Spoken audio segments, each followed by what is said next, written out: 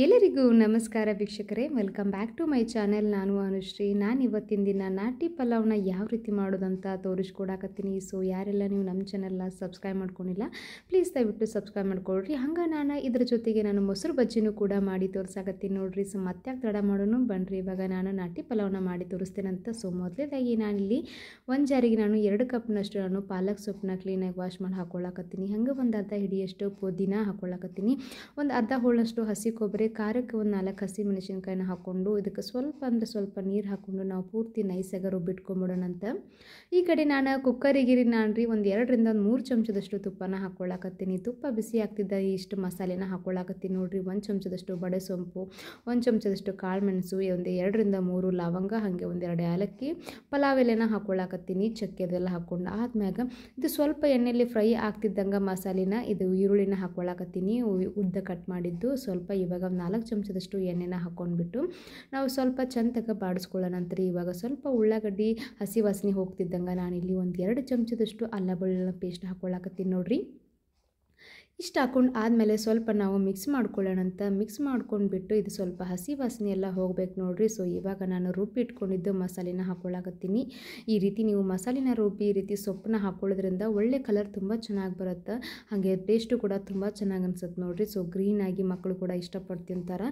So ಇದಕ್ಕೆ ನಾನು ಒಂದು 2 ಟೊಮೆಟೊನ ಕಟ್ ಮಾಡಿ ಇಟ್ಕೊಂಡಿದ್ದೆ ಸಣ್ಣಗೆ, ಅದನ್ನು ಹಾಕ್ಕೊಳ್ಳಾಕತ್ತೀನಿ. ಒಂದು ಅರ್ಧ ಕಪ್ನಷ್ಟು ಬಟಾಣಿ, ಹಾಗೆ ನಾನಿಲ್ಲಿ ತರಕಾರಿನಾಗೆ ಕ್ಯಾರೆಟು, ಬೀನ್ಸು ಮತ್ತು ಆಲೂಗಡ್ಡೆ ಹಾಕ್ಕೊಳ್ಳಾಕತ್ತೀನಿ ನೋಡ್ರಿ. ಸೊ ಇಷ್ಟ ಹಾಕ್ಕೊಂಡು ನಾವು ಇದನ್ನು ಸ್ವಲ್ಪ ಚೆನ್ನಾಗಿ ಮಿಕ್ಸ್ ಮಾಡ್ಕೊಳ್ಳೋಣ ಅಂತ. ನಿಮಗೆ ಎಕ್ಸ್ಟ್ರಾ ತರಕಾರಿ ಬೇಕನ್ಸಿದ್ರೆ ಎಕ್ಸ್ಟ್ರಾ ತರಕಾರಿ ಫ್ಲವರು ಅದು ಹಾಕೋಬೋದು, ಅದು ಕೂಡ ತುಂಬ ಚೆನ್ನಾಗಿ ಅನಿಸುತ್ತೆ. ನಾನಿಲ್ಲಿ ರುಚಿಗೆ ತಕ್ಕಷ್ಟು ಉಪ್ಪು, ಒಂದು 2 ಚಮಚದಷ್ಟು ಗರಂ ಮಸಾಲೆನ ಹಾಕ್ಕೊಂಡ್ಬಿಟ್ಟು ಈ ರೀತಿ ಸ್ವಲ್ಪ ಚೆನ್ನಾಗಿ ಮಿಕ್ಸ್ ಮಾಡ್ಕೊಳ್ಳೋಣ ಅಂತ. ಸೊ ಇವಾಗ ತರಕಾರಿ ಅದು ಹಾಕಿ ಸ್ವಲ್ಪ ಎಲ್ಲನೂ ಚೆನ್ನಾಗಿ ಮಿಕ್ಸ್ ಮಾಡಿದ ಆದಮೇಲೆ ಅಕ್ಕಿ ಹಾಕ್ಕೊಳ್ಳೋಕೆ ಹೋಗಬೇಡ್ರಿ.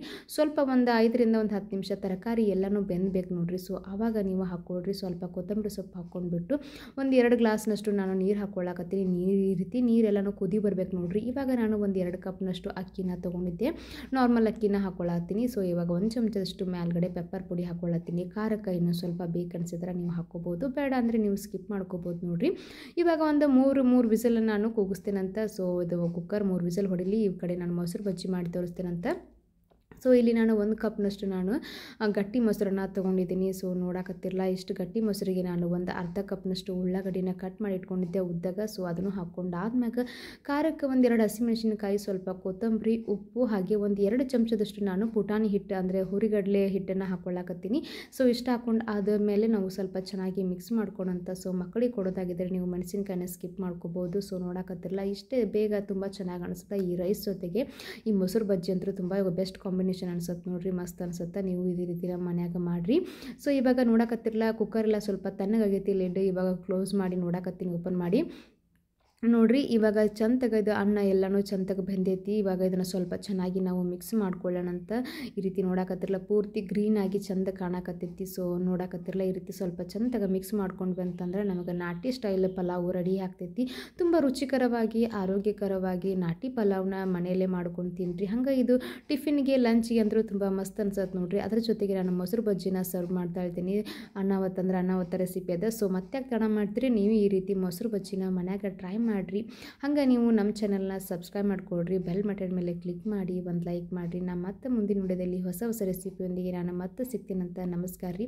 ಅಲ್ಲಿವರೆಗೂ ನೀವು ಇದನ್ನು ಒಂದ್ಸರಿ ಟ್ರೈ ಮಾಡಿರಿ.